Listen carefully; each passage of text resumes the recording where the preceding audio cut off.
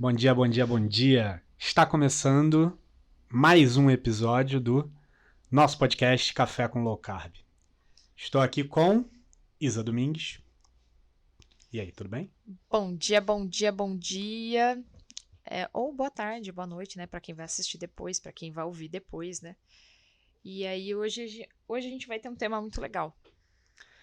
Hoje nós vamos falar sobre por que a low carb. Então, vamos saber aqui da Isadora por que ela escolheu a low carb para conseguir alcançar os objetivos dela em relação ao emagrecimento, ao estilo de vida, à saúde. Por que a low carb e por que não outras, Isadora? É porque eu já tinha feito todas as outras. Pronto, acabou o podcast. Mentira. Muito obrigado pela presença de todos. Não, é o seguinte. Realmente tinha feito N dietas desde os meus 12 anos de idade. Então, essa coisa de me comparar com outras pessoas que emagreciam, de querer ser mais magras que as minhas amigas da escola, vem desde da adolescência. E eu já tinha feito todas as dietas.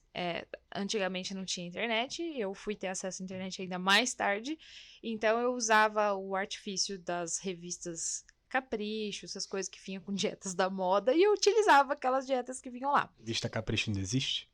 Não sei, tô velha, não sei. Mas era o que eu usava na época.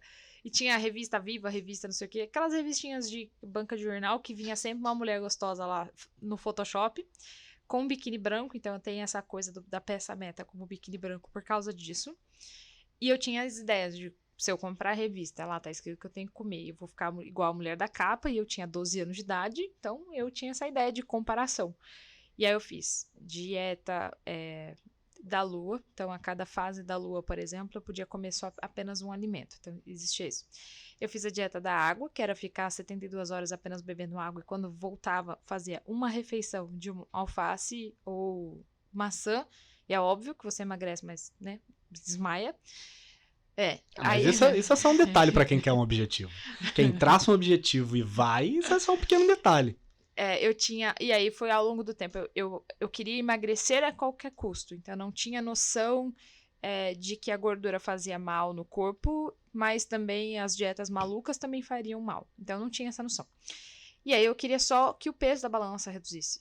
E aí eu falei, bom, o que eu posso fazer? Minha mãe sempre foi da área da saúde e falei, mãe, quero tomar remédio. Minha mãe foi muito compreensiva e arrumou o remédio pra tomar. O que qualquer mãe faria em qualquer situação. Deixamos aqui claro, vai. Porque na cabeça da minha mãe também funcionava da seguinte forma. Minha mãe também era obesa e ela também já tinha utilizado os remédios. Então eu vejo que ela não queria que eu sofresse aquela situação de engorda e emagrece que ela já tinha vivido.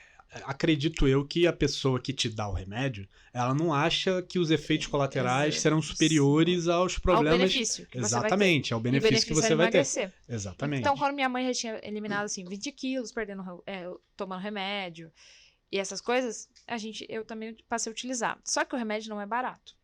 Então, custa 60, na época era R$60, mas é como se fosse uns R$300 hoje, né? E era muito caro pra gente continuar. A gente não tinha mal tinha dinheiro pra fazer feira, que dirá ficar tomando remédio. Então, era muito ruim. Então, chegou um ponto que esse remédio era sibutramina, né? Tarja, eu não sei agora se era tarja vermelha na época, mas era muito fácil de minha mãe arrumar. Era muito fácil, só ir ali na Cracolândia, entrar em contato com os traficantes. Mas eu tomei. Isso vicia a um ponto de você não conseguir beber água, achando que a água vai te engordar. Então, se eu bebesse água e ela me deixasse estufada, eu achava que estava engordando. Então, eu passei a um ponto de desidratação, não tinha ideia do que eu estava fazendo. E aí foi onde minha mãe falou, não, chega, porque você chegou num ponto que não dá pra continuar. Você não tá emagrecendo, você tá fazendo loucura. E simplesmente parou o remédio, acabou. E pra quem viciou numa droga, a gente sabe que não é o desmame da droga não funciona do nada. Hoje eu sei disso, né? Então o que eu passei a fazer? Não, comer. E minha mãe não sabia que eu não estava comendo. Minha mãe sempre fez os nossos pratos em casa de refeição principal. Ela fazia arroz, feijão lá, o que tivesse. A gente tinha hambúrguer, salsicha, essas coisas, mas era o que tinha em casa. E aí eu esperava todo mundo terminar de comer, deixava a salada em cima, ia comendo a salada. Quando todo mundo terminasse, eu dava a minha comida pro cachorro. Isso aconteceu e eu fui emagrecendo, e eu chegar a ponto do por que isso aconteceu. Porque as meninas da escola eram magras, minhas primas eram magras, e aí eu queria também. Então eu ia emagrecendo, comecei a entrar nas calças número 38, número 40, porque eu aos 12 anos já tinha 60 quilos. E as meninas tinham 45, 46 quilos, 50 quilos, elas todas magrinhas e tal, então eu ficava com essa comparação, da mesma comparação que eu tinha da revista, eu também tinha essa comparação com a comunidade onde eu vivia. E até o ponto que a vida foi indo, eu saía, acabou o remédio, voltei depois desse período de fingir que comia. Minha mãe obviamente descobriu, porque ela ficou puta porque eu tava dando comida pro cachorro. Então esse foi o primeiro ponto, porque a comida não era barata e eu tava dando comida pro cachorro. E aí ela falou, primeiro tomei uma surra, e aí é o método cubano de viver a vida. E aí ela pegou e falou, não é assim que funciona, você quer fazer dieta, então vamos fazer dieta direito. Só que a dieta que minha mãe conhecia, é a que todo mundo conhece, é a de você comer de 3 horas, você comer pouco, e de tudo um pouco. Então minha mãe não tinha o conhecimento mais técnico que a gente tem hoje, né, de, cara, isso vai fazer com que sua insulina vá aumentar, sua insulina aumentou, você vai permanecer com fome. Mas até hoje muita gente, apesar do conhecimento, continua usando esse tipo de dieta, né? Porque, infelizmente, é a diretriz que tem as grandes autoridades de saúde. Que você comer de tudo um pouco, isso faz bem, e na verdade a gente sabe que não é assim que funciona. Que é a tal da dieta flexível. Então eu sou muito contra a dieta flexível, porque eu sofri drasticamente. A dieta flexível serve para quem é magro. Serve para quem não tem nenhum problema, nenhum transtorno alimentar. Porque a pessoa que tem um transtorno, come transtornado, tem um problema parecido com isso, a dieta flexível vai vir para impulsionar ainda mais aquela vontade de comer, porque ninguém come um sonho de valsa e fica na boa. Ninguém come um bis e faz, ai, comi um bis. Eu comei a caixa. E, tirando aquela vez no Rio que eu comi uma caixa inteira, né? Que passou mal. E passei mal, né? É. Então, você imagina o seguinte, você na dieta flexível, você pode comer tudo, de pouco. E ninguém, o Dr. Jason é um médico nefrologista americano, e ele fala o seguinte no livro dele, O Código da Obesidade. Se você come pouco e passa fome, a fome é inimiga da dieta. E eu vivi a inimiga da dieta a vida inteira. Então, o que eu fazia ao longo do ano? Eu não tava nem aí pra dieta, comia mesmo. E eu ainda era já empreendedora nessa época, que eu pulava o muro da escola para comprar o geladinho por 15 centavos e vender por 30 para arrecadar dinheiro para no final da aula, quando eu saísse, na hora da saída da aula, eu estudava numa escola pública que tinha uma bomboniere na frente. Eu comprar fogazza. Então, a fogazza de queijo, de presunto, de salsicha com queijo. Eram umas coisas nojentas. E foi assim que você conseguiu seu primeiro milhão, né? Que me deram. Pulando o muro da escola e vendendo. E eu fazia isso. Então, todo dia, no final da aula, eu tinha R$2,50 para comprar o raio da fogazza com Coca-Cola. Era absurdo, né? Uma fogazza. Mas era aquelas pastelarias, assim, meio xing-ling, que vende aqueles combinados, assim. Que vende pombo, né? Era barato. Basicamente. Então, na minha cabeça, eu tava fazendo tudo certo. Eu queria comer, comia, e quando chegava no final do ano, pra eu entrar numa roupa, eu fazia aquela dieta que eu ia passar fome. Só que eu passava fome, passava raiva, não comia saudável, não fazia atividade física além da educação física da escola mesmo, e vivi a vida inteira até chegar aos meus 21 anos desse jeito. Que foi quando eu falei, cara, eu preciso dar um basta nisso, porque eu vim morar em São Paulo, e aí começou um outro problema. Todos os lugares que eu ia trabalhar, eu tinha muito, assim, disponível. Chocolate, todo mundo você tá no escritório, sentado a bunda lá o dia inteiro, e aí o povo, vamos comer chocolate, vamos comprar um bolo de milho, vamos não sei o que, eu sempre colaborava, então só que eu acabava comendo mais. E eu falei, não, tem alguma coisa errada, porque eu comecei a fazer atividade física, comecei a fazer as coisas bem, já tinha passado por um processo de eliminar bastante peso e ganhei tudo de volta, e continuava com fome. E aí foi quando eu comecei a descobrir a corrida, que eu comecei a melhorar a alimentação para a corrida, que eu descobri a low carb. Então foi uma vastidão, assim, de chegar a ponto de falar, meu Deus, eu já testei tudo e não consigo emagrecer. Qual é o grande problema disso? Quando você testa muita dieta e não consegue chegar no objetivo, ou consegue e não consegue manter o objetivo onde você chegou, você passa a acreditar que dieta não é pra você e que aquele corpo que você imagina que você poderia ter, sua melhor versão, ela não foi feita pra você. Então é como se, eu nasci pra ser gorda e eu vou continuar assim. E aí você passa a viver infeliz com a tua imagem por muito tempo. Então, muito se engana a pessoa que fala assim, você tem que se aceitar, você tem que se amar. Gente, tudo bem, uma coisa é você aceitar que as pessoas olhem pra você e te respeitem. porque você tá acima do peso, não é porque você quer. É uma condição que às vezes você não sabe o que fazer mais. Você já tentou N coisas. Só que outro, e isso você falo do respeito em relação à gordofobia. Outro é você aceitar que a gordura tá tudo bem pra você. Não tá tudo bem. Se você tá ali. É só você fazer um check-up, os exames médicos, que você vai ver que não tá tudo bem. Exatamente. Seu corpo tá inflamado, tem alguma coisa de errado no seu organismo. Alguma coisa tá de errado, exatamente. A gente tem uma glândula chamada hipotálamo. E essa glândula fala pra gente se a gente tá no equilíbrio ou se a gente não tá. E quando você acostuma a ter um peso, ela meio que fala assim, a gente tem esse peso aqui, então vamos supor uma pessoa de 1,60 m tem 90 quilos. E por anos ela tem 90 quilos, os hábitos dela estão ruins? Pode ser, também, ok. Só que qual a dificuldade? Que o corpo já assimilou que aquela é a média de peso que ele tem, que ele vai carregar. Você tem que dar um choque nele pra poder... Exatamente, então tem que mudar os hábitos, né? O como ver a vida, a forma desde a hora que você pensa o que você vai comprar para comer. Então não é uma coisa tão simples. E aí começar a entender isso é autoconhecimento. Então foi através de autoconhecimento, autodesenvolvimento que eu fui começar a melhorar. Porque se você muda seus pensamentos, mas não consegue colocar transformar seus pensamentos em ações, não consegue mudar o seu comportamento, e isso inclui tudo, desde a hora que você vai fazer sua lista de compras e tudo mais, você não vai conseguir alcançar seus objetivos em hipótese nenhuma. Ainda com aquela cabeça de que eu podia comer de tudo, que era difícil para mim acreditar que retirar grande parte de um macronutriente, no caso o carboidrato, funcionaria. Eu ainda estava iludida pela indústria farmacêutica e indústria alimentícia de que isso era uma loucura. E aí eu comecei a estudar. Então, como eu já tinha feito, né?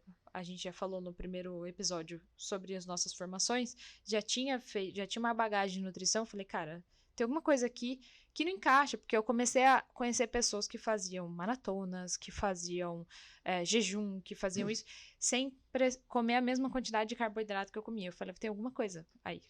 Como se a pessoa come bacon e eu não consigo comer bacon, porque eu não posso comer gordura porque entope minhas veias. E aí eu não sabia que isso era mentira, que isso era um mito alimentar criado pela própria indústria. Então, pelos caras aí que foi, né, financiado para isso. Então eu comecei a falar, cara, eu vou estudar sobre isso. Só que eu ainda tinha uma cabeça muito restrita. E aí eu fui fazer parte de um programa de coach aí de uma famosa.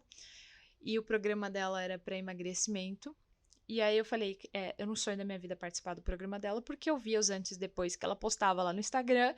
E, cara, tinha mulheres perdendo 45 quilos, 50 quilos. E era um programa muito caro. Na época, R$2.200. Eu falei, cara, eu quero muito participar disso. Aí foi quando você me deu de presente, porque era um negócio que eu queria muito.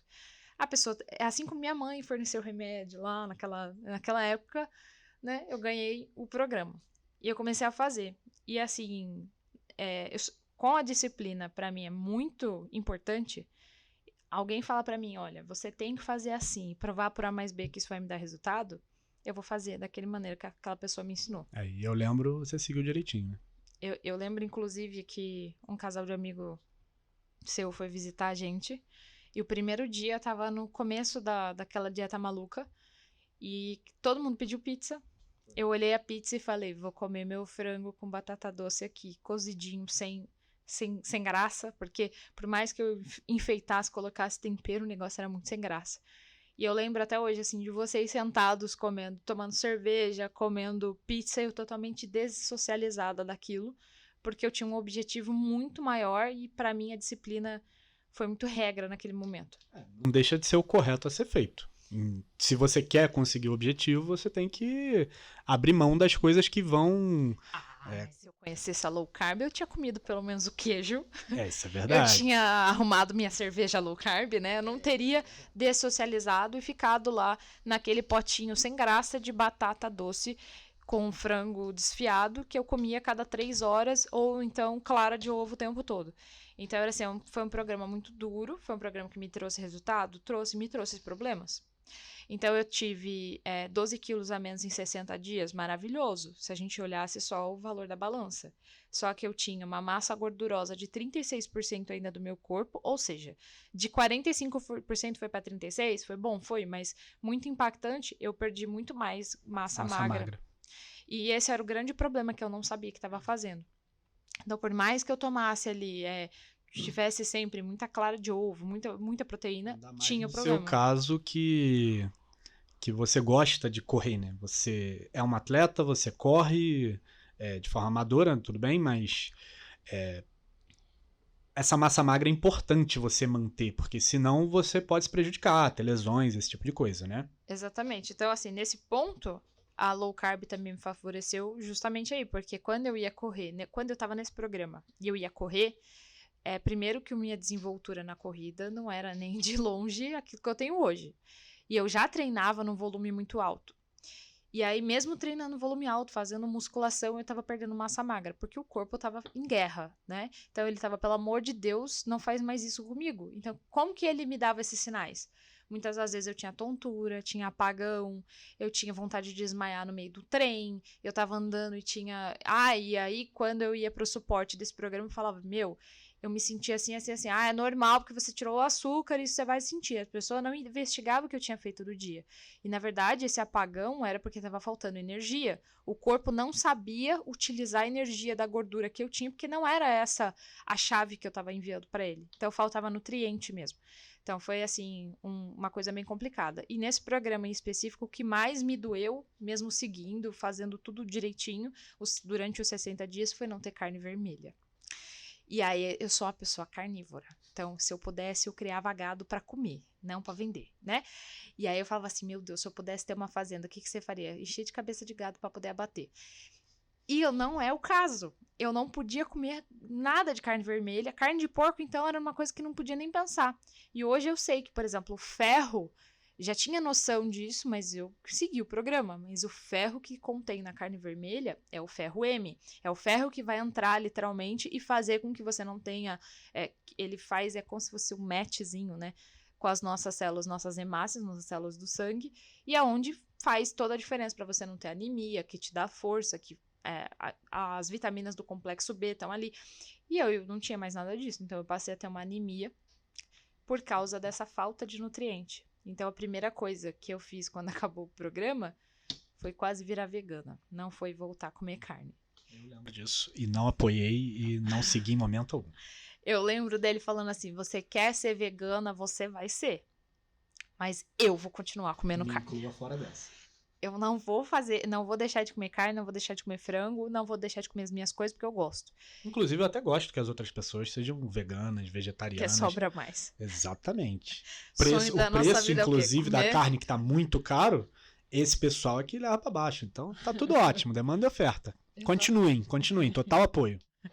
E aí foi uma coisa assim, eu não tenho nada contra, deixar muito claro, não tenho nada contra vegano, apenas eu tenho pena daquelas pessoas que não têm a informação do veganismo real em relação à nutrição. Então, se você não come carne, não come nada, o vegano aí não come nada de origem animal, porque você sente que é uma missão sua e isso te faz mal. Tudo legal, bem? É ótimo. Legal. Agora, só que você tem que saber os contras que vêm junto com isso. Então, assim, o veganismo é caro. Para as pessoas que têm dinheiro é fácil. Eles têm um nutricionista que fala, você vai ter que tomar vitamina I. Essa vitamina, manipulado com isso. Exatamente. E aí você tem que fazer... E aí consegue repor de forma artificial tudo que é preciso. Mas essas pessoas tomam bombas... Muitas das pessoas, às vezes, tomam...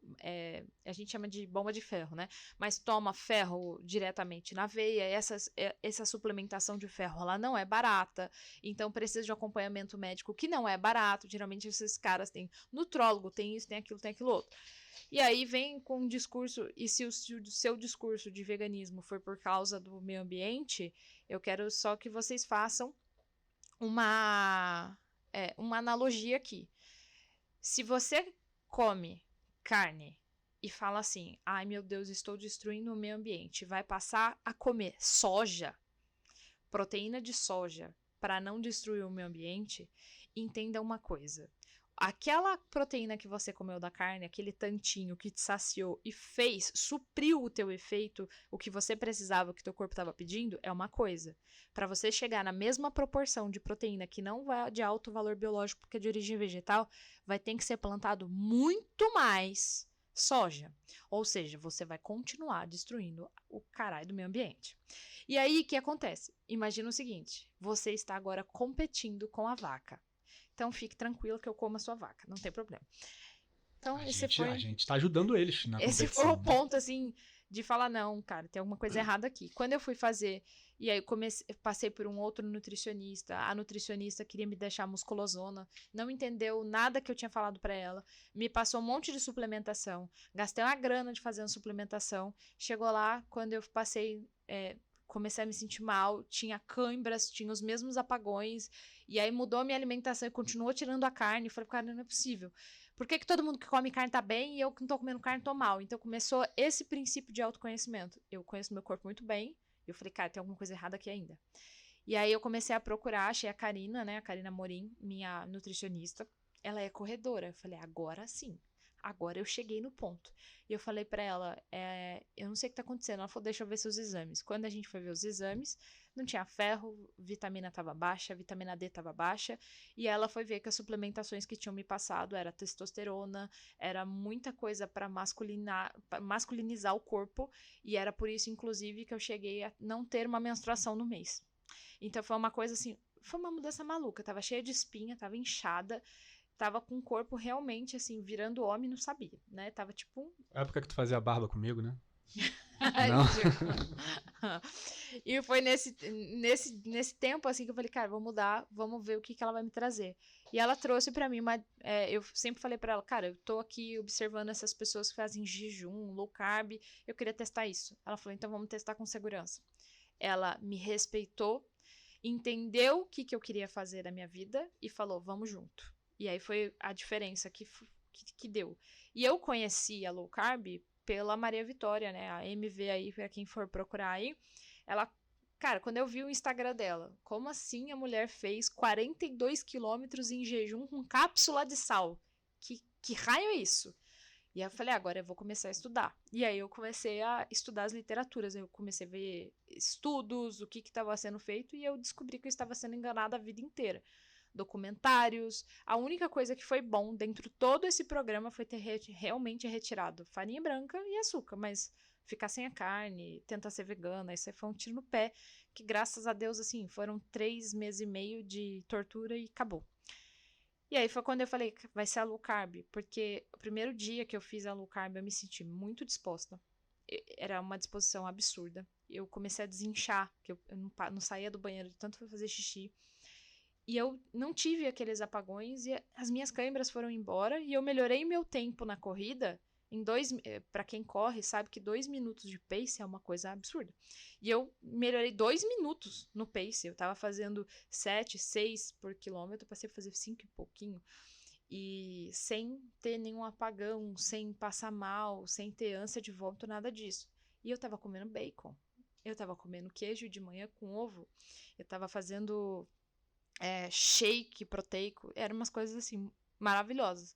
E eu falei, essa é a alimentação que eu quero.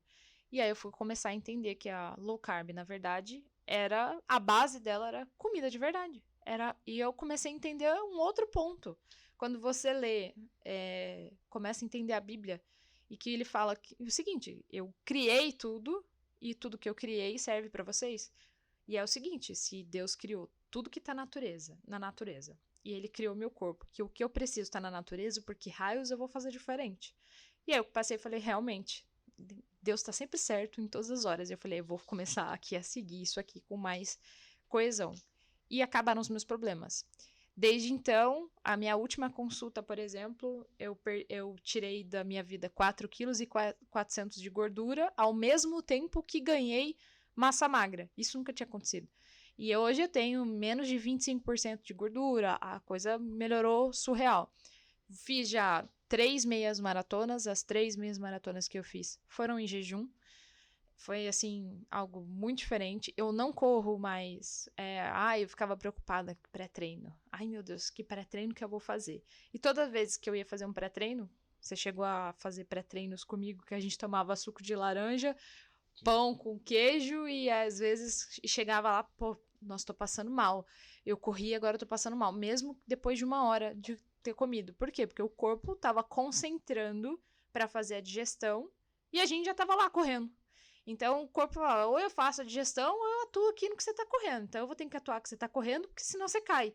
E aí ele faz o quê? Libera a sua digestão e deixa lá. Quando volta, você tá passando mal porque não fez a digestão correta. Então você come pré-treino, na verdade, à toa. Você faz pré-treino à toa. Então Isso vale para quem vai para academia também e treina com outros objetivos ou você indica só para corrida? O que você... Então, vai depender muito do objetivo da pessoa e do horário que ela treina. Então, quanto mais cedo você treina, melhor é para o seu corpo, para o estado do ciclo circadiano, né? É um assunto até para um outro podcast. Então, você respeitar os horários que a gente funciona, isso é muito importante. Agora, você precisa saber, por exemplo, você vai treinar à noite, você já teve, ao longo do dia, você já teve uma alimentação. Ela já está lá para ser utilizada. Ah, eu quero ganhar massa magra. Tá, legal. Então, a sua alimentação no pós-treino de recuperação vai ser diferente. Então, não necessariamente você precisa o tempo todo estar se alimentando e mandando energia. Você tem gordura disponível para isso. Então, era por isso, por exemplo, que os homens das cavernas são pintados aí. Pinturas rupestres que a gente tem de registro eram homens fortes, musculosos e que comiam pouco. Eles comiam aquilo que eles caçavam, então eles tinham que ter força para caçar. Ou vocês acham que ele fazia bananinha com uma pasta de amendoim antes de caçar um veado, por exemplo, no meio da mata? Não, isso não existia. Comia de 3 em 3 horas. Ou então tinha um reloginho, na época nem existia relógio, ele fala assim, meu Deus, deixa eu ver aqui, 3 em 3 horas, preciso comer. Isso não existe, então o seu corpo não tem esse relógio biológico que a gente quer implantar. Ele tem uma coisa chamada saciedade e fome. E isso as pessoas não sabem respeitar mais justamente por essa cultura das 3 em 3 horas e cereal matinal. O pessoal acha que os homens das cavernas tinham iFood. Quanto tempo temos, Piai? 15 minutos. Tá. 15 minutos? Então, que bom, eu consegui ser exímia hoje. A plaquinha foi o que então que tu passou? De 20. É que ele tá sem óculos, tá certo. Sem óculos, né? Sem óculos eu não enxergo. Bom, então, sobre low carb, voltando aqui, continuando o assunto. E por que você... Acho que você já deu uma boa pincelada, né? De por que você prefere a low carb. Porque funciona. Sim, não, mas não só porque funciona. Você acabou de dizer que o método que você fez lá com a outra funcionou ao resultado. Não, funciona em relação à saúde. Exatamente, só que além de não funcionar para a saúde, ele não era funcional em relação a uma vida social, por exemplo. Exatamente. Então, hoje, por exemplo, na low carb, se você... Vamos supor que... Imagina que a gente vai sair. E, sei lá, a gente vai num bar. Você vai lá tomar sua cerveja. A cerveja low carb? Existem cervejas low carb hoje em dia, que a gente sabe que são reduzidas. Aí a gente tem cerveja na Clube Low Carb que são zeradas de carboidrato. Claro que a gente vai ter o álcool... Muito boas, por sinal. Muito boas. O álcool em si, a gente sabe que não é low carb, e se você exagerar, você tá matando o teu processo da mesma forma que qualquer outro álcool. O álcool é o mesmo. A questão é que a adição de mais carboidrato não vai ter nesse ponto. Mas imagina que a gente vai num lugar que não tem essa cerveja. Eu já não tenho mais o costume de beber porque eu tenho os outros objetivos. Mas vamos supor que a gente vá. Eu consigo comer junto com você. Então, você vai pedir petisco. Antigamente, eu não comia o petisco porque tinha gordura. Hoje em dia, você vai pedir o petisco e petiscada que a gente gosta, por exemplo, vai lá, bisteca, vai ter copa-lombo, vai ter queijo, vai ter ovo de codorna, vai ter... alcatra em filezinho, ou alcatra cortada em isca, ou carne. Você vai num lugar que tem o espeto. Então, aqui em São Paulo, por exemplo, a gente tem Quintal do Espeto. Vai lá no lugar, eu não comia, porque a carne era muito gordurosa. E aí, eu fazia o quê? Levava a minha marmita. Inclusive, uma vez... Aqui bateu até saudade da Marília Mendonça. Show da Marília Mendonça que a gente foi, e eu levei a minha marmita. E aí, chegou na porta da balada, os caras olharam pra mim e falaram, então, você não pode entrar com comida aqui, porque aqui a gente vende a comida, né? Você não entra com comida, porque a gente não sabe o que tem dentro da sua comida. E podia ser uma comida batizada, que eu tava vendendo bolo de maconha, uma coisa.